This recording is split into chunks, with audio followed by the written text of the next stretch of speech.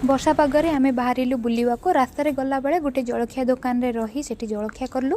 Then पुणी आमर यात्रा आरंभ होला। बहुत वर्षा होतला रास्ता रे जीवा समय रे साइड रे गोटे पार्क पड़ला।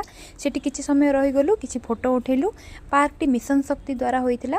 पुणी आमर यात्रा आरंभ होला। रास्ता रे ड्राइव करी करी जीवा समय रे रास्ता रे किछि मांकड़ माननकु देखिलु।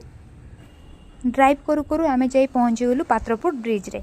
ब्रिज को क्रॉस करके आमे आगु को चलिलु। आगु को गला बेले सेठी गोटे छक पड़िला जोटा कि लमतापुर बैपारीगुड़ा और आमर गुप्तेश्वर जीवा रोड मझिरे पड़ुची।